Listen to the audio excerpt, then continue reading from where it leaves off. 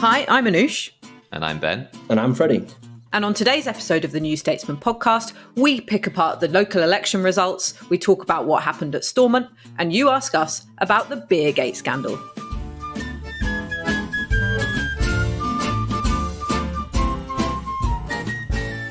So after a weekend of election results, we have a clearer picture than last time we recorded of what the lay of the land is. Ben Walker, our polling expert, is back to join us, and Freddie Hayward, our political reporter, is also here to discuss the fallout. And then we'll be talking separately about the Stormont results after this. So we're just sticking to England, Scotland and Wales for this part of the podcast. The Conservatives were punished in their southern heartlands and some totemic seats in London, and Labour seemed to return to or just slightly fall back on its position in traditional sort of Labour voting, so-called red wall areas in the North and Midlands that it held in 2018. And actually, 2018 is quite significant because let's not forget the red wall hadn't crumbled by then. And the Lib Dems appear to have turned a corner. They've made some significant gains. They seem quite confident. And the Greens continued their sort of impressive stretch of local election advances, taking seats off the Tories and the Labour Party. So, Ben, first of all, let's go to you. Who, according to your analysis, was it a good and bad night for? Thank you for having me. It's not clear cut. It's just too nuanced. It's really annoying because I've been staying up all night for local elections since 2013, 2014. And this is the local elections where every local authority is sort of swinging in a different way as each other. So you have Colchester and you have the Lib Dems and Greens gaining, and then you have Stevenage and you have Labour gaining, and then you have Swindon, you have Labour gaining, and then you have Nuneaton and Amber Valley and you have the Tories gaining. It's not uniform and it's quite annoying. If you're looking at who's going to be the largest party at the next election, Labour's fulfilled that. Labour's going to be the largest party at the next election based on the results we've had here. But I feel like the narrative sometimes doesn't line up with that because what are we comparing against? 2018. 2018 was a time when Labour was winning, albeit barely, as you say, just the so-called red wall. And it was also at a time when Labour was polling 40% in the polls and the Tories were polling 40% in the polls. Now Labour's polling 40% and the Tories are polling, 36, 35, 34% sometimes, right? So Tories have fallen since then. And I just want to sort of look at both the marginals, the red wall, and indeed the traditional ones. So, perfect example of what's happened. Take, for example, Hartlepool. In 2018, the Tories led the vote over Labour there by 12 points. In 2021, they also led by 12 points. This year, Labour had a lead in Hartlepool of 9 percentage points. That's a big swing. That's a significant shift in support. Take Wakefield as well. Last year, across the borough, not just the parliamentary seat, Labour had a lead in the popular vote of 7 points. Now they have a lead of 24 points. That's big. That is a significant shift. Take Walsall in the Black Country in the West Midlands. Last year, Tories led it by 15 points. In 2018, Tories led it by 5 points. Again, this was a time when Labour was winning the so-called red wall. This year, just a few short days ago, Labour and the Tories were neck and neck. They tied in terms of the popular vote. So in these so-called red wall boroughs, you see a big recovery for Labour. If you want to talk who won the red wall, in terms of overall numbers, Labour did. But it's not uniform. It's not the same. Whilst Labour advanced in Dudley, they still were losing seats in Wolverhampton, Bushbury North, that you visited, Anoosh. The Tories gained that ward off Labour at the same time as losing neighbouring wards to Labour. It's a bit mixed. But if you even to look at the traditional targets, the old marginals, the ones that were fought over in 2010, 2015, like Swindon, Southampton, Plymouth, Milton Keynes. Last year in Milton Keynes, the Tories had a 10-point lead in terms of the overall vote. This year, Labour had a 2-point lead. Swindon, last year, the Tories had a 25-point lead. This year, Labour had a 3-point lead. And Derby, which hasn't seen a lead for Labour in quite some time, in 2018, it was Con +9, 2019, Con +1, 2021, Con +4. This year, Lab +4. We are seeing some pretty significant shifts, not just in the so-called red wall, but in the older traditional marginals that often now get mixed because all of our politics is really sort of shaped around the red wall, isn't it? Yes, and actually what's interesting is because there's this obsession with the red wall, which I know all of us, slightly cringe at as a metaphor, that means that any symbolic wins in those kind of places for Labour or symbolic holds are particularly important in terms of the narrative and also in terms of the morale within the party. So that majority in Cumberland is really important because, one of the three constituencies that council covers is Workington, which was the hometown of Workington Man, which was this 2019 kind of caricature of the new working class Tory voter. And then also you had Labour holding Sunderland as well. Sunderland has become this sort of Brexit ground zero, hasn't it, in terms of our political discourse. And so, those two things will be important for the party when it is trying to counter the narrative that it is falling back in the red wall, or at least not making gains or making the inroads or advances that it's supposed to, if it's supposed to be winning those places back in a general. If you want to go overall net terms in the Labour vote, in the Labour seats, they're standing still, okay? That doesn't sound as interesting or as exciting as, say, advancing big time like the Greens or the Lib Dems, but the Lib Dems are coming from a lower base. The Greens are definitely coming from a lower base. What is happening that's seeing such significant swings in both the so-called red wall and indeed in the traditional marginals is the Tory vote just collapsing. And that reflects the polls. The narrative may be different, but what happened on Thursday is a reflection of the national opinion polls that you are seeing. Labour is doing the bare minimum to be the largest party in Parliament. A chance for majority? Not really. No chance, to be honest with you, at the moment. They need to do so much more. They still have a brand issue. For all that Starmer leads Johnson on, likability, it's just because he's been standing still. Whereas Johnson and Tories have been falling back. And that's been reflected in the council seat wins. It's all Tory fall as opposed to Labour rise. And I think every time I come on this podcast, I say that, don't I? Yeah. And Freddie, Labour can take some confidence from its results in Wales and Scotland as well. It moved back to being the second party after the SNP in Scottish councils. And I think the Conservatives now have no councils in Wales. Yeah, no, I think that's right. When you actually look at the breakdown of where Labour won their seats, Wales was a massive part of that. Them coming second in Scotland was also huge, mostly because of their huge collapse in 2015. So them making inroads in Wales and in Scotland is also vital for their performance at the next general election. One of the problems that they've had in previous general elections is that they don't have a big bank of seats to sort of draw on in Scotland and in Wales. So they're recovering in Scotland and Wales in these local elections, in some parts anyway, is cause for hope perhaps for the next general election. And we're coming on to Beergate in You Ask Us, but is there any feeling of elation within the Labour Party or enthusiasm over these results, or have they been overshadowed by political events?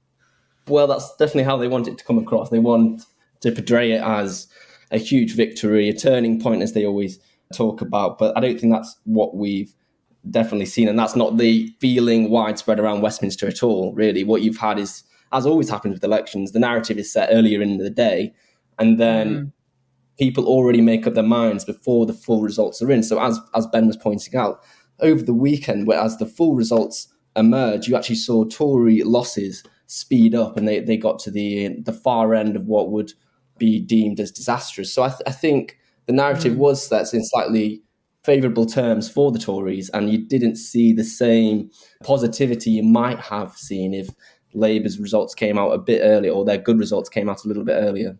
Yeah, I think the Conservatives were sort of winning the spin game, weren't they, particularly in the morning after election night. But as the results came sort of flooding out, you had more and more voices within the Conservative Party, particularly in southern seats, expressing concern.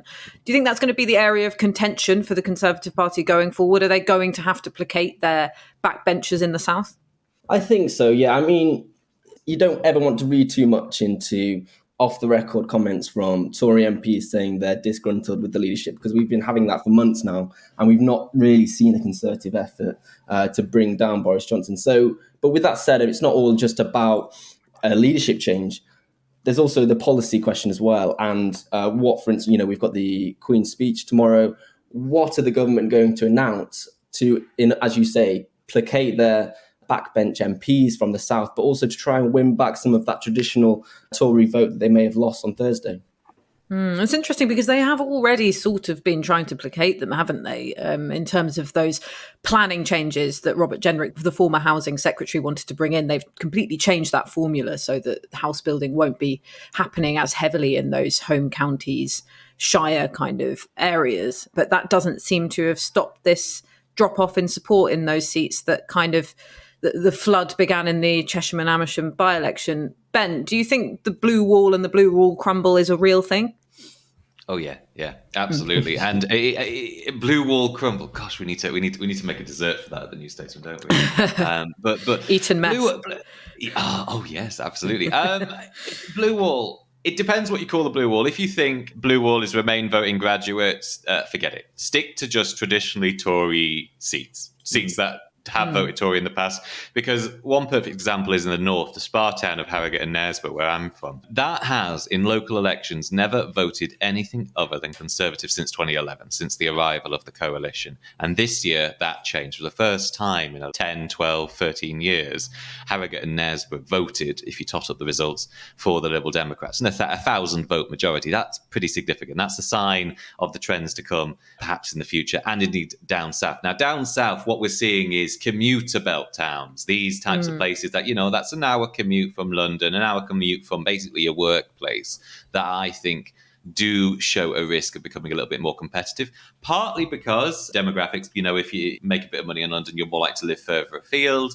Also, house prices have pushed you out of London. They've also pushed you out of Brighton. And that's why we saw significant Labour gains on the Sussex coast in a borough called Worthing and Ada. 2017, Labour had no councillors here, and now they have majority control of the council. That's Tim Lawton's seat and Sir Peter Bottomley's. Keep an eye on those. But it's not just Labour, Lib Dems as well in St Albans, across bits of Hertfordshire. You have also West Oxfordshire, basically David Cameron's former constituency, where you saw some pretty surprising big Lib Dem gains, and South Cambridgeshire. You live in Cambridge, you move further afield, you decide to live in more like South Cambridgeshire, maybe Huntingdonshire. It's partly people moving, and it's also partly of a change in what actually matters to people locally. Housing's now playing a bigger part. People now care about this. So half the people want new houses, the other half don't. And so the Conservatives think, let's make it a wedge issue. Let's stand for only one side. And that they are suffering as a consequence. If you look at a map of the East Coast main line and you go all the way up to Peterborough, a lot of the seats up for grabs were very blue. Now, a lot of them are very yellow, and a fair chunk of them are very red as well. It is Commuterville that is seeing a bit of a swing against the Tories here. Milton Keynes, perfect example. These, in 2019, very safe seats. Now, if I mentioned correctly earlier, Labour have a popular vote lead across the borough of 2 percentage points. Blue Wall, traditional marginals, these are seeing similar issues, and they are swinging as a consequence. They're going to be very interesting in the next few years.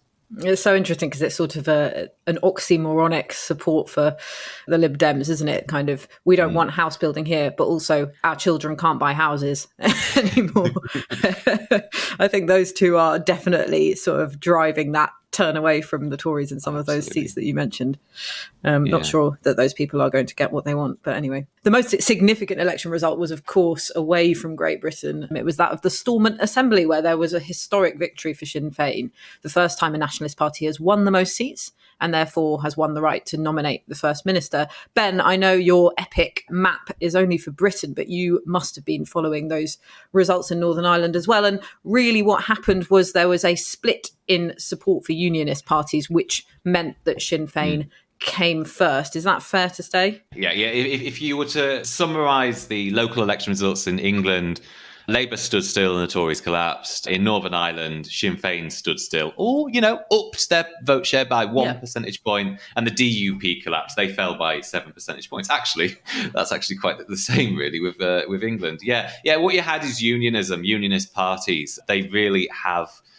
How about this? I want you to sort of imagine the Tory party under, say Michael Howard or Ian Duncan Smith being the same Tory party is now. It doesn't change. It has done nothing. It's not shifted with the times. Its social attitudes have not changed. That's what the DUP has sort of done, and they've suffered as a consequence. Unionist voters today are not the unionist voters of the 1990s or the early 2000s. They've evolved. They've become a little bit more progressive, and there's less of them because you have that third share of the pie in Northern Ireland. Now, that's not necessarily nationalist or not necessarily unionist, and unionist parties are doing very little to appeal to them. But the nationalist parties aren't doing too bad, actually. Sinn Féin, they have been picking up a little bit of support amongst younger people, amongst less nationalist people less focused with questions of a border poll or anything that really, Westminster obsesses about. They're more concerned with the cost of living, health.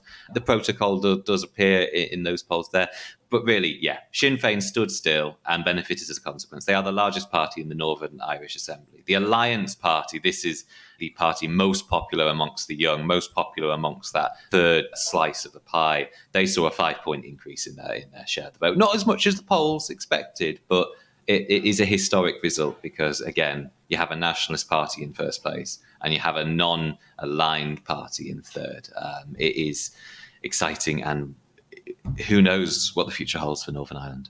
Well, there's a really interesting piece on the New Statesman website at the moment by Jonathan Powell, who was the chief government negotiator in the Good Friday Agreement, who says that actually that alliance vote is probably the most crucial outcome of this election in the long term. And he makes a really interesting point, suggesting this election outcome might be the beginning of Northern Ireland going down the route of sort of traditional left and right parties rather than the old green and orange rivalries, which is quite an interesting analysis of the results. I do encourage our listeners to go and read what he's written. But, although this is being written up as this seismic result, really the outcome, at least in the short term, is going to be stasis, isn't it? The executive had already collapsed back in February. The DUP are being very hardline now about refusing to enter into another power-sharing coalition until that Northern Ireland protocol is, well, significantly reformed or, probably from their perspective, scrapped. They call it an existential threat to Northern Ireland's place within the Union. So really, are we just looking at nothing happening now, Freddie? I mean, the Northern Ireland Secretary, Brandon Lewis, is meeting the leaders of the main parties to try and get them to form a new executive. But that seems pretty unlikely, doesn't it? Yeah, no, I think you are right. And not much has changed. I mean, I think from the perspective of Britain, people often see these elections in Northern Ireland from a completely constitutional perspective. But as Ben was talking about, lots of issues came up as well during the election that weren't to do with the Constitution. And that's demonstrated in the surge in the Alliance Party. I mean, Sinn Féin also talking about the economy, the cost of living.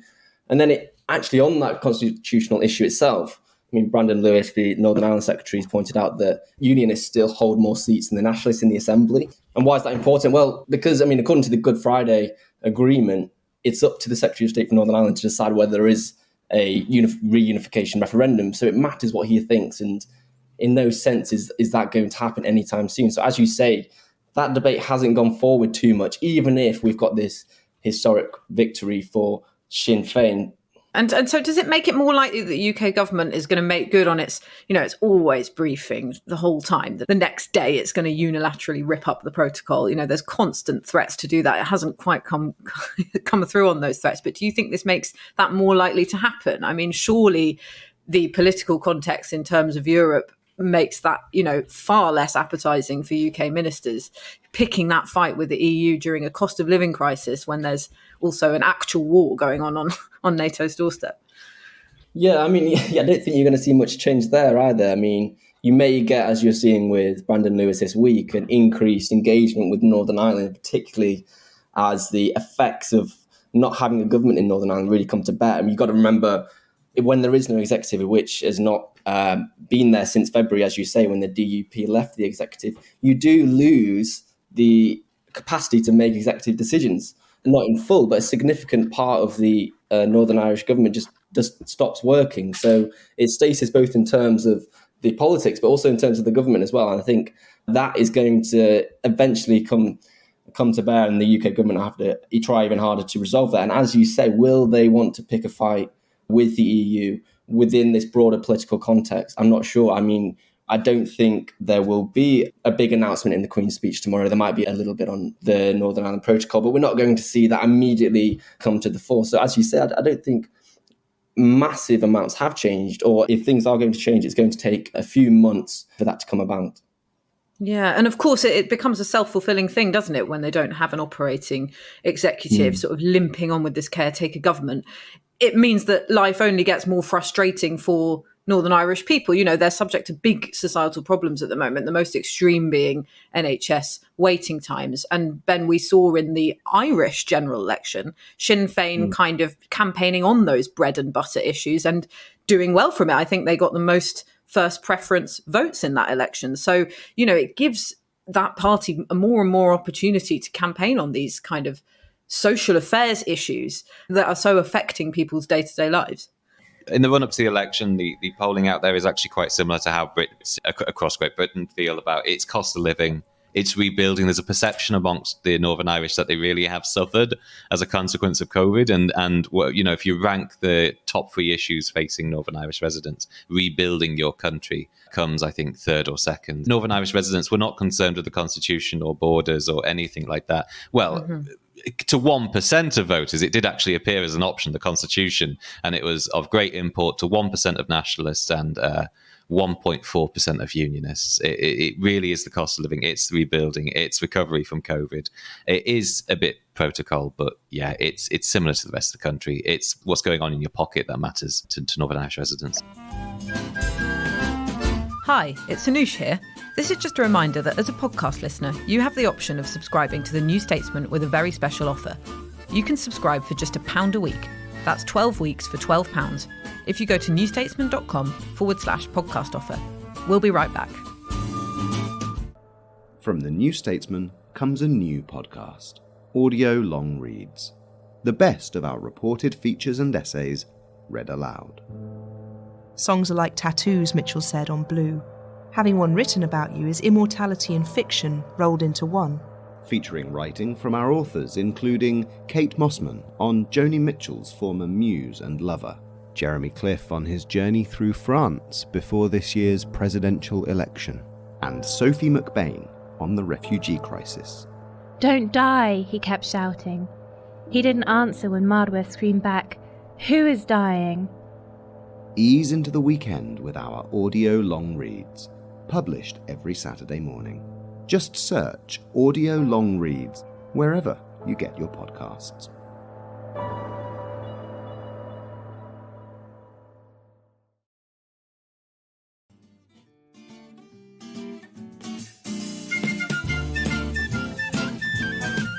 And now it's time for a section we like to call You Ask Us. All right. This is a question from Tom. Thanks for submitting a question. Is there an upside to Beergate for Keir Starmer? Not only is he getting practice of being asked questions he doesn't want to answer during an election about something no one genuinely cares about, but also his image of being posh and from Islington starts to degrade due to its continual proximity to the words beer and curry. Now, I get the impression that Tom had his tongue firmly in his cheek when he wrote this question in, because, I mean, if you guys don't mind, I might just take the first stab at it, because I think that this suggestion that no one genuinely cares about it is very much an assumption. When I was out reporting, obviously it was before the Durham police had confirmed that they would be re-investigating this beer and curry night that Keir Starmer and some Labour advisors had while they were working in Durham. I was out reporting and people did mention Partygate a lot, but what they often said, and I think I've bored you with this observation on the podcast before, but what they often said was they're all as bad as each other. You know, people would explicitly say, oh, well, Labour would have done the same thing if they were in. So Partygate has had this impact, not only of dragging down the Tories' reputation, but dragging down in some areas of the country the reputation of politicians in general, which was already pretty rock bottom. So I think a story like this is only going to feed that kind of sentiment, and it may even give people an excuse to carry on supporting the Conservatives who they've nevertheless feel betrayed by or disappointed in, because they can tell themselves, oh, well, Labour would have done the same, or Labour's exactly the same. So I don't think this is something that no one genuinely cares about. And then the second part of the question about the proximity to the words beer and curry, you know, it is ironic, isn't it, that in our very, very basic reading of politics, it used to be a good thing for a politician to seem like someone you'd go and have a beer with. And now it's a bad thing for a politician to seem like someone you go and have a beer with. But that's how politics works. And it has worked to the disadvantage of Keir Starmer both times, I think. So I don't think there's an upside at all, not least because the Labour Party has worked very hard to build this reputation of him as this forensic, sensible, safe pair of hands. Lisa Nandy was out on the media round calling him Mr. Rules. If you build your leader's reputation on being meticulous about following the rules and forensic about picking apart the Prime Minister's rule breaking, then you really do open yourself up to accusations of hypocrisy if you do anything that could possibly be interpreted as rule breaking. So I would say that it doesn't help Keir Starmer at all, but I do appreciate that Tom is probably being slightly ironic in his question. What do you guys think? Yes, I'm struggling to find an upside as well. I did allude to something in Morning Call this morning because I do think, well, on the bad side, it means that Labour's attack line on Partygate is completely undermined because the Tories can just scream hypocrite as soon as it occurs. And whether that's true or not, the different Partygate versus Beergate, they're very different things and in very different circumstances. But nonetheless, it completely undermines their attack line on Partygate.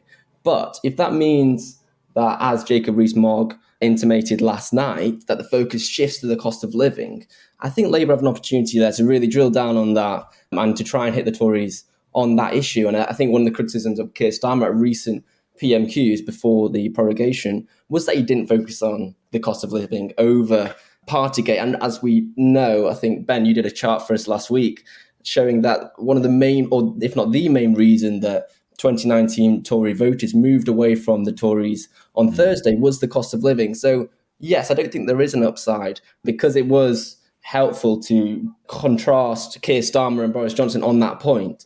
But it doesn't mean it's completely bad because the other political issues in the narrative at the moment could actually suit Labour's priorities. Yeah, I don't think there's any upside to Keir Starmer, but if you want to be a cynic, there could be an upside to the Labour Party, which is that Keir Starmer demonstrates his principles by resigning if fined. And to be honest with you, we just had some polling this morning, right? And from YouGov, great polls was very off the gun there. If Keir Starmer is fined by police for Beergate, he should resign or remain in his role. 46% say resign, 32% say remain in his role. And interestingly enough, 54% of all voters, not just those who've paid attention to the news, 54% of all voters say he probably or definitely did break the rules. Just 21% think he didn't. And Labour voters split 33% he did, 42% he didn't. Interestingly enough as well, those who voted Labour in 2019 say if Keir Starmer is fined for the alleged breaking of lockdown rules, 48% of Labour voters say he should resign, 32% say he should remain in his role. I think the opportunity here for Keir Starmer to demonstrate his principles that he likes to talk about are absolutely there, but that does require him to resign and fall on his own sword. Whether he does that, who knows? But voters are definitely paying attention. They've noticed this, and as Anoosh said earlier, yes, voters now associate Partygate, the levels of perceived corruption during the coronavirus crisis, they all associate as like it's all you politicians. It's not the Tory politicians, it's all of you. And Labour could have definitely benefited from this, but they didn't. And to be honest with you, actually, I say they could have benefited. I wondered if they can. I'm not entirely sure now, really. It feels like the expenses scandal all over again. You're all as bad as each other, pigs in the trough. You've all done bad. I'm going to vote for different parties. But when that feeling was prevalent in 2009, it was the BNP and UKIP that saw big gains in the then Euro elections. This time around, we saw big gains for the Greens and Lib Dems. It might be worth looking at the local election results through that lens, maybe a plague on both your houses by voters. You've been listening to the New Statesman podcast with me, Anoosh Chakelian, and my colleagues Ben Walker and Freddie Hayward. We're produced by May Robson, and our music is Devil with the Devil, licensed under Creative Commons. Thanks so much for listening, and don't forget to subscribe and leave us a nice review.